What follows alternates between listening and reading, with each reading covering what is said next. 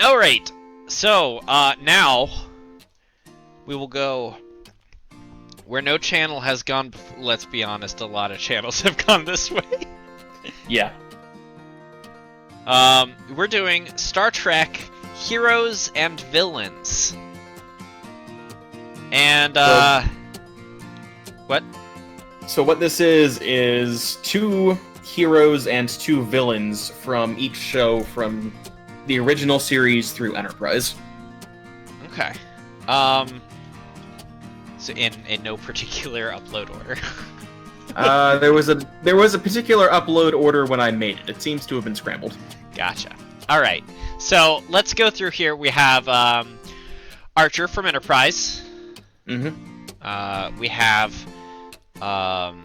the Borg Queen, I'm assuming, or is that Locutus? That's the Borg Queen. I mean, it is Locutus, but yeah, it's just Borg in general. Yeah. Chakotay from Voyager, the Gorn from the original series. Mm-hmm. Gul Dukat from DS9 mostly. Yep. Was he in anything else? I'm pretty sure he was in some of TNG. Maybe. I don't remember that. Then we have Captain Janeway from Voyager. Yep. Oh, Tim! What's the name of this guy? Ricardo Montalban. Come on! You wouldn't do the fucking thing? It's Ricardo Montalban. Fine. You useless waste for a co-streamer. I can't remember. Kira? Yeah, Kira. Kira Nerys. Yeah. Here we have the protagonist, Captain Kirk. Mm-hmm. Then we have the other protagonist, Picard. Mm-hmm. Then we have the other protagonist, Q? Who else would be playing in a mariachi band on the bridge of the Enterprise? Here we have the best starship captain, who unfortunately doesn't really get to be one, Riker. He kind of gets to be one at the end of the card. Yeah, kinda. There's probably more of that coming. I'll be honest, I don't really know. I mean, he's some Romulan. Is this just the Romulans? Romulans in general. I don't think there was any one in particular that was a recurring character in TNG. I couldn't remember. I forget his name, but it's the same actor that plays Wei-Yun. Jeffrey Combs. Yeah. He plays like 5 different characters across all of Star Trek, which is crazy. Yeah, he does. And he does them all pretty well. Mm-hmm. This is Andorians. Actually, this is a specific Andorian, Shran from Enterprise. Enterprise. We have Cisco from DS9. Yep. We have Species 8472 Mm-hmm. from Voyager. We have the Borg from Voyager? The Sphere Builders from Enterprise. Oh, okay, gotcha. We have Spock from the original series. Yep. We have Trip. Pretty close. From Enterprise, and we have Wei-Yun from DS9. Mm-hmm. So looking at this now, I'm pretty sure this has just been alphabetized. Probably. Archer, Borg, Chakotay. Yeah. Alright, well. So there's a few things that we can easily do. Yep. No arguments here. So we have a bit of a problem, because basically what you've done is you've combined 2 common ranking systems with Enterprise, and it's very difficult to do because one of the main ones is, what is the best starship captain? and we have here 5 functionally. Yep. I mean, he really isn't, but he kind of is. Defiant counts. I count that as more Worf's ship. It eventually is, but in the show, it's Sisko's. Yeah. Worf gets it between DS9 and First Contact. Yeah. Which even still, though, I think in DS9, like, Sisko gives him command of the ship. I mean, he takes back over when, you know, they get kicked out, but... Yeah. Okay, so we have here... Spoilers, some people haven't seen that show. That show from, 2 decades ago? Mm-hmm. Older than, perhaps? More than 2 decades ago. Yeah. I think it ended in 99. Okay, yeah. One of the best... honestly, DS9 is perhaps the best Star Trek. Easily the most underrated. Yeah. I mean, it's hard because it's so different. And you go into it expecting, like, seeing whole new worlds each episode, which is Star Trek to me. So it's kind of not Star Trek in that case, but it's still one of the best shows. So here's a question for you. Not standing on its own, but in the context of the rest of the Star Trek franchise, which is better, DS9 or Firefly?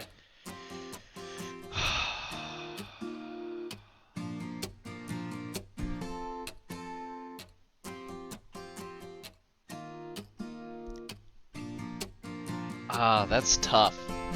I think...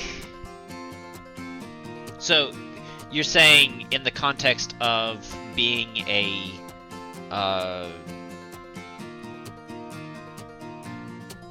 sci-fi show, or are you talking like...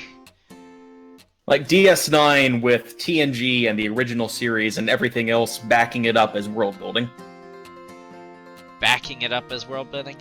I mean, it's real good. The thing I have to say for Firefly is that Firefly manages to get to where DS9 is on its own merits. Like, there's so much world building that happens just without you even noticing it in Firefly. Yeah, I absolutely agree. If the shows are standing on their own, it's a solid, if close, win for Firefly. Yeah, I mean, they got, what, 11 episodes? Yeah, and DS9 got... 7 seasons or something?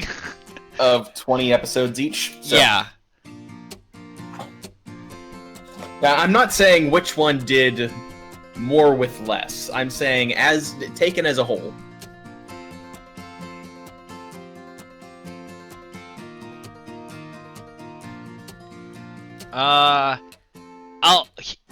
I'll phrase it this way.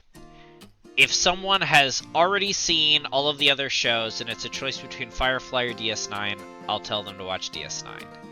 If it's a choice between watching Firefly or watching all of the others to get to DS9, I will tell them to watch Firefly. That I'll agree with.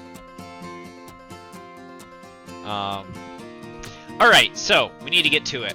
We have 5 captains here. Which is the best captain?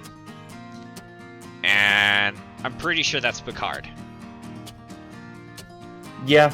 I think Picard should... Do you think S tier or A tier? We have enough people here. We can put a lot of things in both S and F tier. I would say Picard and S, Kirk probably holds down the top of A. I will agree with that.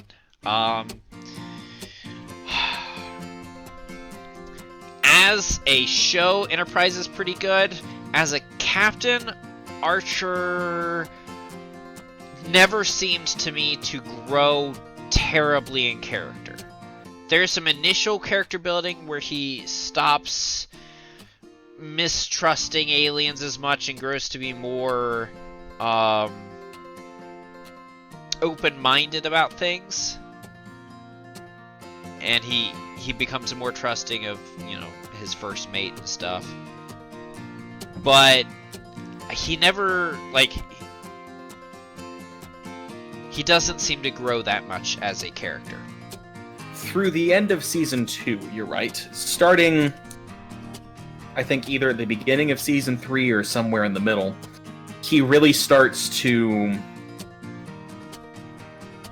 wrestle with the stuff he's seen out there and the choices he's had to make. Because one of the things about Enterprise is it has a lot of the same mature themes as Deep Space Nine, but the writer has often fumbled the closure that would have let people start liking the characters again. Yeah. So, for Archer, the character building is a lot of it's implied. You see you see him change over the course of the show, but it's never really applied very often. Because I'm like a half to 2/3 of the way through Season 3, I think. I'm... Spoilers for those who are currently watching a show that's, again, also almost 2 decades old. I think I'm in the middle of... he's in the middle of the Spheres area, trying to stop them from sending the second asteroid, and I'm a good bit through that. So I have not seen a whole lot of character building from him still. I would put him at like upper C area. Yeah, I'd agree with that. Janeway, I feel, gets a whole lot more character development, but still it focuses more on everyone else versus like Cisco and Picard, where they definitely change and things about them grow and there's more focused on them.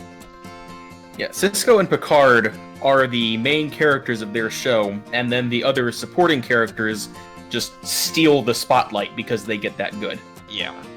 So Voyager tries to focus on everyone. Yeah. So do you think, like, bottom of A or top of B? Because I think Cisco is better than Janeway. But I think Cisco's character development is better than Janeway. I think Janeway's the better captain. That's fair. I agree. Janeway is the better captain. Oh, that's fair. Honestly, I'd put them both in A. Okay. So the Borg. I mean, the Borg are also at least A tier. At least. At their worst, the Borg are above average. Yeah. So the question is, do the Borg beat out Janeway? And you said you're trying to pick 2 from each series. Mm-hmm. Would you consider this to be the Borg from TNG or the Borg from Voyager? I'd say the Borg from Voyager. The only reason I didn't use 7 of 9 is because she would have been one of the heroes. Yeah. I'm trying to... I would put them below Janeway, but above Cisco. Because let's be honest, the Borg never beat Janeway. No, they didn't. Alright, Chakotay. Chakotay could have been cool. But I feel like he never got a chance. Yeah. Any time that he was at all solo, he was solo with Janeway. So he was never actually solo. Any Chakotay-focused story had someone better than him on it. And his story is incredibly fascinating. but I'd put him low C, high D, maybe. I'd put him in low C. He doesn't deserve D. He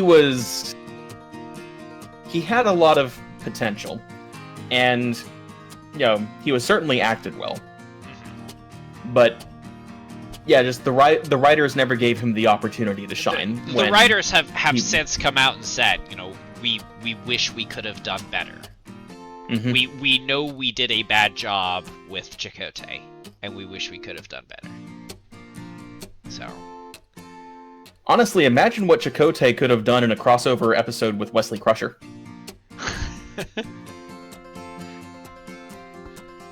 Maybe. All right. I'm waiting for those threads to start tying together at some point. Wesley Crusher and Cisco and all the other dimensionally traveling loose ends that they've been dropping for decades. Yeah.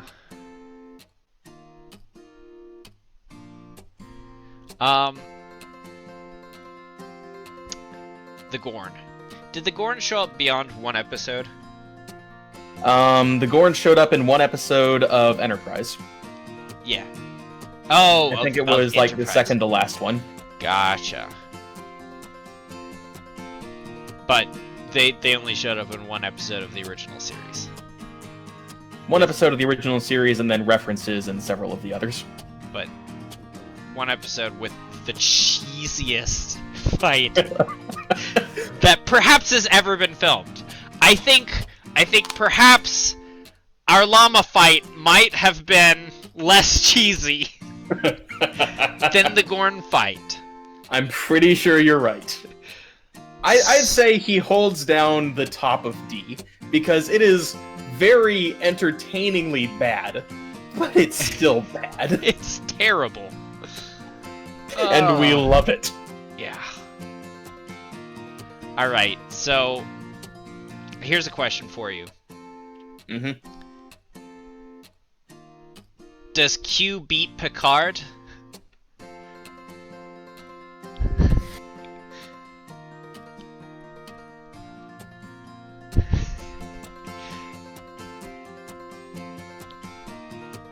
It's a tough question because it's Q. Yeah. Q does not beat Picard. He's absolutely S tier, but he doesn't beat Picard. Okay. Now, you said you grabbed 2 villains from each series. Mm-hmm. And I'm trying to match these up. So we have Montalban and the Gorn for the original series. Mm-hmm. We have the Borg and Q for the Next Generation. The Borg are with Are Voyager. with Voyager. Okay, gotcha. So it's Q and the Romulans. And the Romulans for Next Generation. For Next Generation. Okay, so that makes Borg and the Species 8479. Yeah. For Voyager. That's who I was trying to figure out. Because the Borg plays so much into the Next Generation as well. It's hard to think of them. But I mean, even still, I've seen more recently Voyager, and it's definitely more heavily connected there. Yeah, there are lots and lots of antagonists in Voyager, but my rule when I was coming up with this was, if I can't remember the name, then obviously they weren't memorable enough. Yeah. All right. Montalban. The Khan! Thank you. Finally. Where do we put Khan?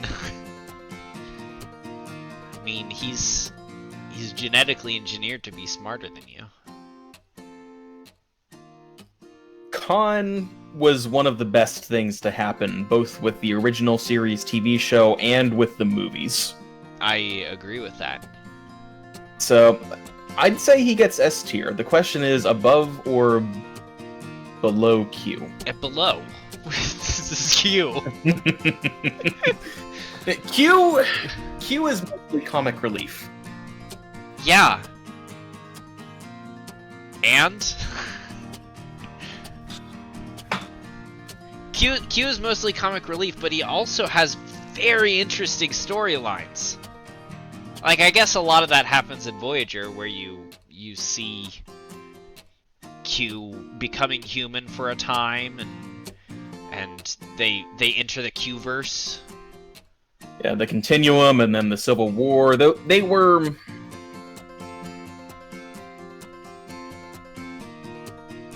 were definitely memorable. I'm not sure I'd say how interesting they were. They were pretty obvious, I guess, as far as the plot lines are concerned. Yeah. But it's Q. Yeah. Okay, right. Yeah. Anyone who could get Janeway to play babysitter. Yeah. Ugh. Okay. So... Let me know if you agree with this personal headcanon. The Squire of Gothos in the original series is Q's kid. I'm trying to remember...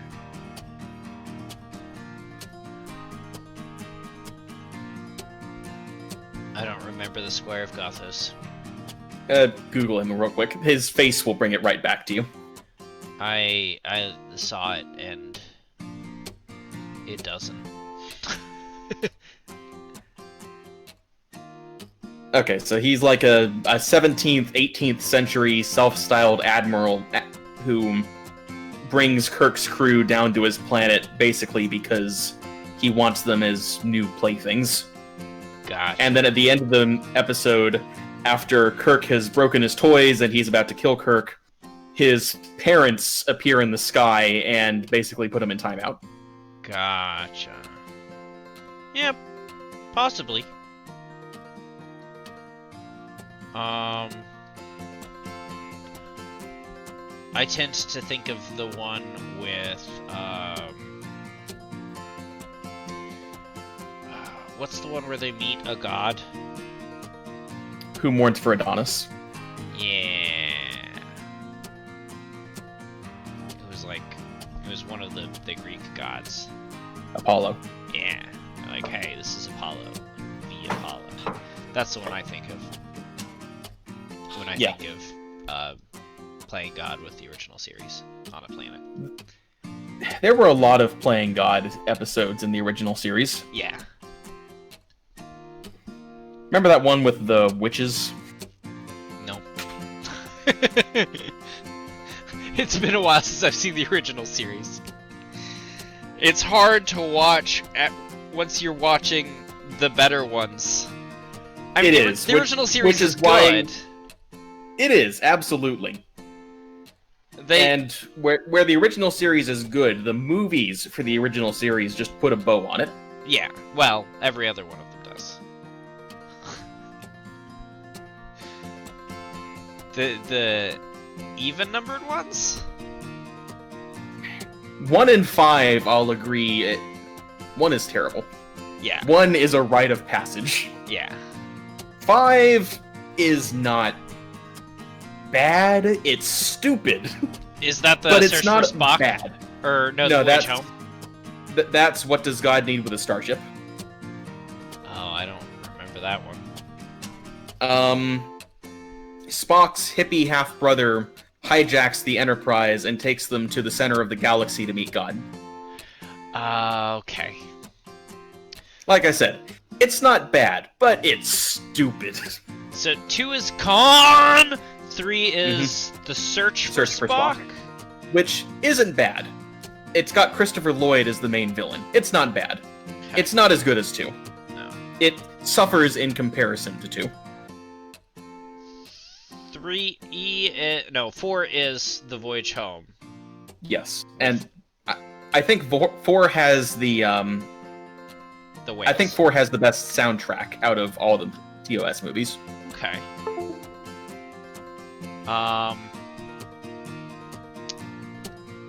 Make sure everything's still working, because I think Yeah, I saw it too. Okay. It's good on my end. Yep. Just making sure. Okay. And then I guess half of Generations is a TOS movie? Yeah. I mean, I think Generations is pretty good. I mean, it could be better. Yeah, I put Generations on the same shelf as Search for Spock. Could be better, not bad. Yeah. And you know, suffers Nemesis in comparison to First Contact. Yeah, well, First Contact is one of the best Star Trek movies that exists. Having seen First Contact and Wrath of Khan back to back, I honestly prefer Wrath of Khan. Interesting. Well, we need to get back on track here. We do. So, I guess let's do some more villains. We've got Blue Wayun. Who... Shran, yeah. Yeah. We've got Shran, who becomes a very close ally with Enterprise at a later point. He's basically Enterprise Vegeta. Yeah. Yeah, no, that's absolutely accurate. He can't go above Archer. I would argue that Shran does get more character development than Archer. Well, you're right. Especially at the end of the series, which you haven't seen yet. Yeah, B tier. Yeah, I'd give him low B. So, minor spoiler for the last episode of I know the last Enterprise. episode. Okay, so yeah, his daughter gets kidnapped, and he goes to Archer to get her back. Yeah. The Sphere people. So these are the time travelers that affect. They're one of like 4 time traveler races, right? Honestly, it's hard to count them because some of them are the same race at different points in time. Fair. But yeah, the Sphere Builders are the puppet masters behind the Suliban, and on the one hand, they're a cool idea. They're an existential threat to the galaxy. They're basically reformatting the galaxy. Yeah. But on the other hand, they're just really not well done. Yeah. For an existential threat, they're kind of boring. As someone who has seen more of Enterprise than me, where would you put them?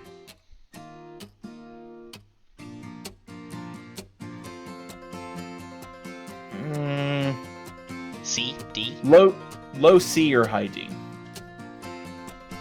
High D. Alright. Romulans. Now, Romulans can be very devious. But, I've never thought of them as, like, particularly memorable villains. They're not... Part of that They're might not be... overtly villainous most of the time. Sometimes they definitely are. Yeah. But they do make for some of the more memorable plot lines in TNG and Deep Space Nine. And whatever else you can say about them, they are definitely not on your side. No. Yeah. That's for sure.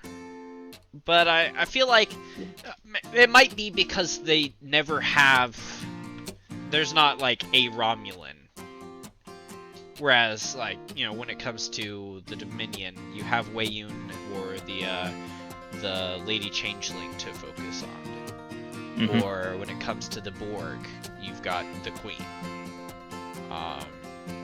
This is actually something that Picard does well. It does give you specific Romulans to focus on as the enemy.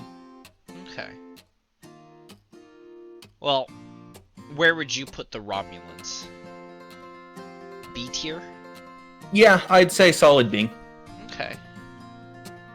You know, they're not the Borg. They're definitely not in the same tier as most of our captains. Yeah. But they're definitely not lacking. Yeah. Okay. We've only got 2 more villains. We've got Gul Dukat, which, honestly, at least A tier. I wouldn't put him in S, but yeah, he definitely belongs in A. I mean, how far up A tier do you think he goes? That is a much harder question. Yeah.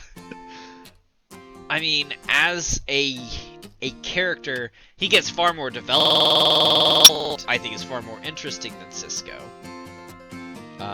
Which is not Cisco's fault, it's the fault of everyone else on Deep Space Nine. Honestly, I'd say a lot of the reason Cisco is so good is because he's paired off against Gul Dukat. Yeah. Without Gul Dukat, Cisco would be a much more boring captain. I will agree with that. So I think Gul Dukat definitely surpasses Cisco. Mm-hmm. But I don't think he surpasses the Borg. Okay. We've kind of got an A+ tier with Kirk, Janeway, and the Borg. There's a big gulf between the Borg and Dukat. Yeah, that's fair. Alright, and then lastly, the Dominion.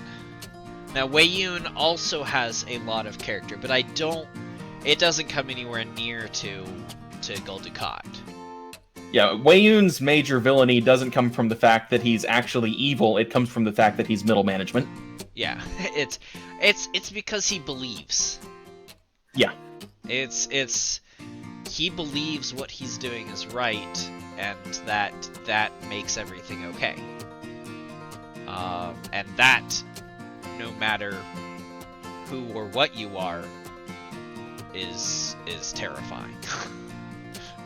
Yeah. Basically, he's an intelligent religious fanatic. Yeah.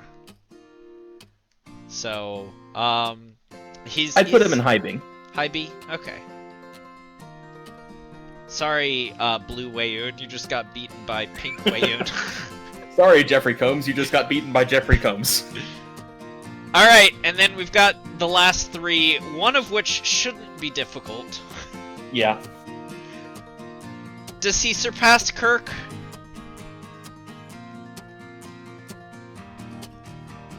He is kind of the face of Star Trek, to a degree.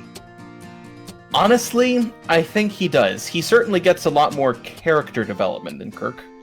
I think Star Trek Kirk has a very strong, very well-developed character, but he doesn't really change a whole lot as the show goes. He just starts good and is good.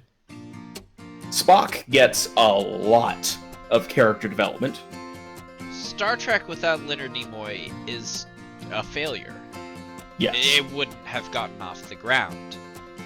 You could put someone else in Captain Kirk's shoes. You could not put someone else in Spock's shoes. No. Leonard Nimoy did a fantastic job, and so the question is, does he go at the top of A tier, or is he... I think he's honestly S tier. I agree, he's S tier. Then the question becomes where? Yeah. Now, he's not better than Riker, because I would not sleep with Leonard Nimoy. Hopefully not just because Jonathan Frakes is still alive.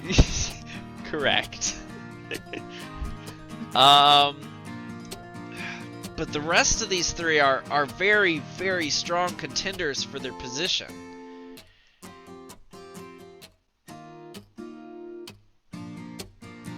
So...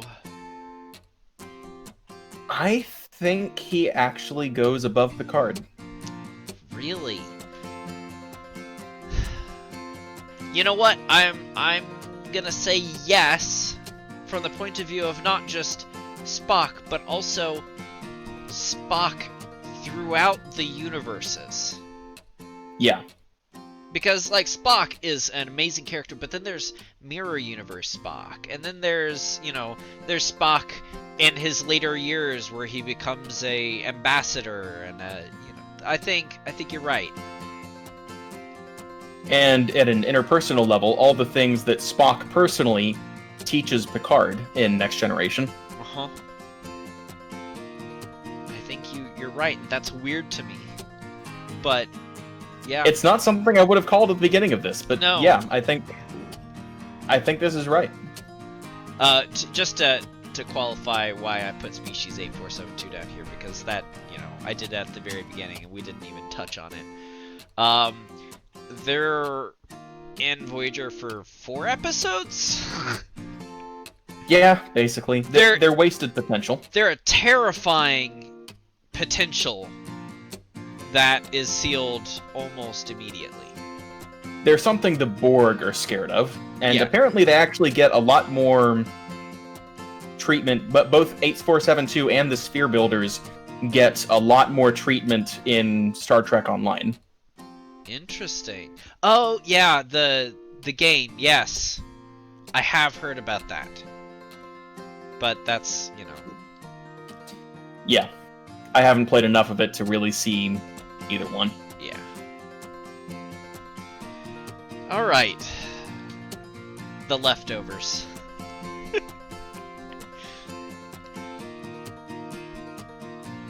I'd say they're both solid Bs. Yeah. Yeah. They are. Are they above or below Jeffrey Combs? Definitely below Jeffrey Combs. But are they above Jeffrey Combs? No, I don't think they're above Jeffrey Combs either. Okay. I have to check.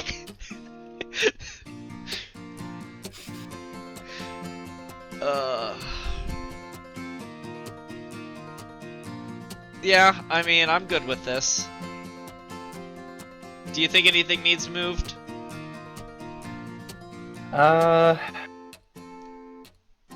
don't think so, no. I think it's good. I mean, it's a testament to how good the series is, again, that we have so many in S tier. That all of C, D, and F add up to B. Yeah. And honestly, half of D tier is memes. Yeah.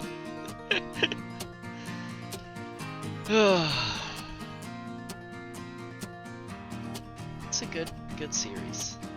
It really is. I should, I did a tally earlier this week on exactly how much Star Trek there is. Okay. Let me see if I can bring that up. I noticed you did not put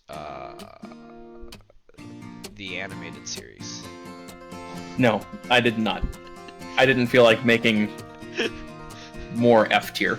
And it really, the animated series doesn't offer anything that the live action doesn't.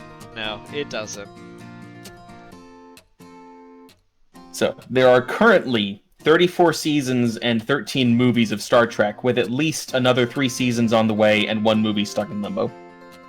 What's the movie in limbo?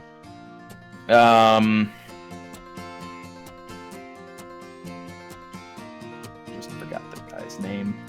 The guy who did Pulp Fiction. Oh, gotcha. Tarantino. Yeah, sorry. The new universe.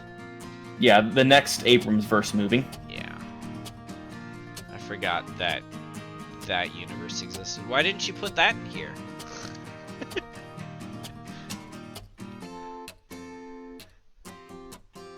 Because let's be honest, the new Enterprise crew doesn't do anything that the old one didn't do better, and Yeah.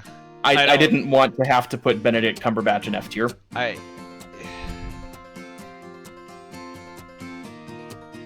I don't see any of them going above C. Honestly, I really did like Beyond. Yeah, I mean, it wasn't bad. I think Beyond is the best Star Trek movie we've gotten since First Contact. That's fair. I haven't seen Insurrection in a very long time, and I'd like to go back and watch it. Not because I expect it to be good, but because I just don't remember it. Yeah, it's like most other Star Trek movies. It's not bad, it is kind of preachy. Yeah. And it's also kind of slow. One of these Some of days, that's thematic, some of that's bad pacing. One of these days, I'll watch a chronological Star Trek. That's actually exactly what I'm doing with Riley right now. And we started with the original series so we could get that out of the way and they could properly enjoy it before we get into the good graphics. Yeah.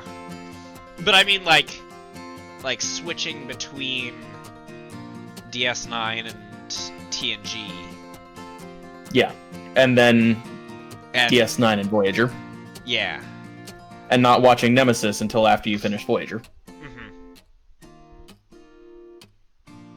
And watching Insurrection, like, somewhere in the midst of TNG and Deep Space Nine. Well, I guess it is post-TNG, right?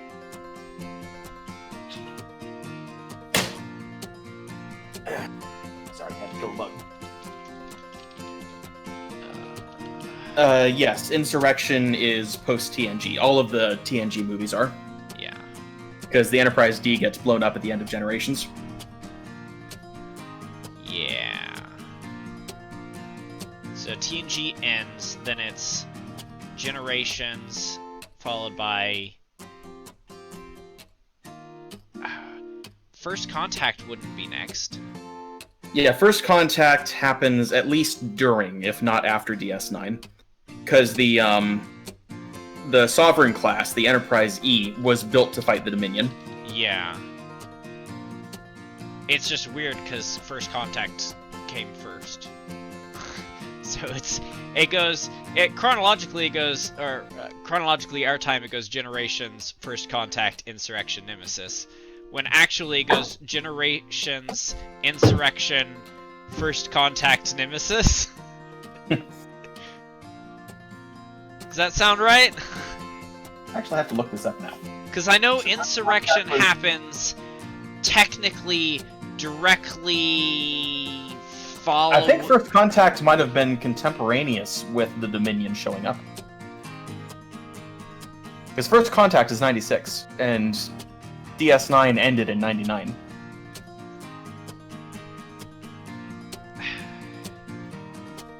Here's the thing. You said... So, in First Contact, the Defiant explodes. At the very beginning. They're fighting the Borg, the Defiant... Adrift but salvageable is what it was. Okay. So, they put her back together after the end of the fight. Okay. It lost the ability to support life, but the ship wasn't blown up. They just had to get everyone off of it.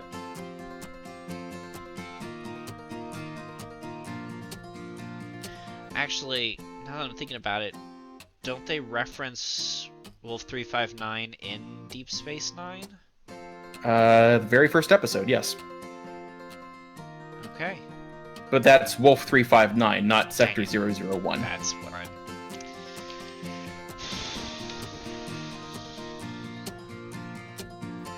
Whatever. Wolf 359 is the one where Picard was captured. Yeah. Which is why Sisko has his beef with Picard. Yeah.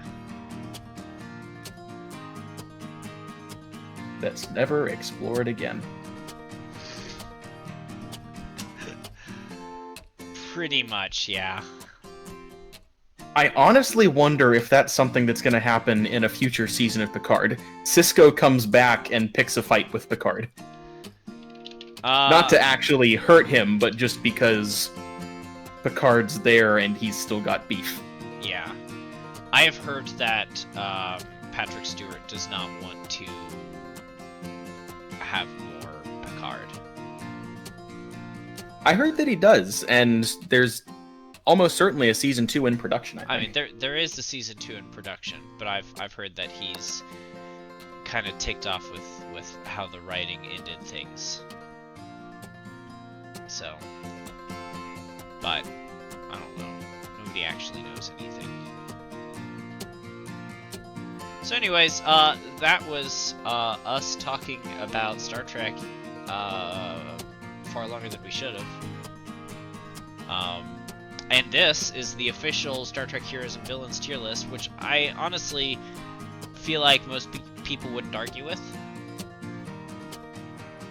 There might be some... People might quibble. I don't think people would spectacularly disagree. Yeah. But we all know that there's two things that are pretty much set in stone, and that's that species 8479 was not really worth throwing in. It was kind of tossed in as an interesting thing, and then they butchered it. And that Jonathan Frakes is the best actor in in Star Trek, and that's really what it comes to. I actually read up a bit on Species 8472 when I was making this tier list. Apparently, they mostly existed as an excuse for the animators to stretch their legs. Interesting, because they are definitely animated. Yeah, everything about Species 8472 is CGI. Yeah.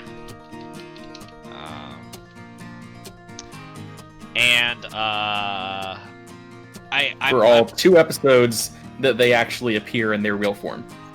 One thing that I'm a little disappointed in is I'm disappointed that you didn't include Captain Proton as one of the Star Trek heroes.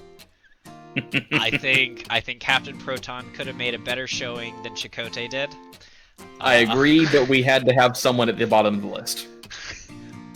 I mean, you had room here.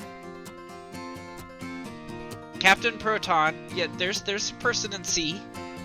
So you needed Captain Proton so that we could have our 6th S tier member. And that's it. Goodbye, everyone. Thanks for coming. See you next time.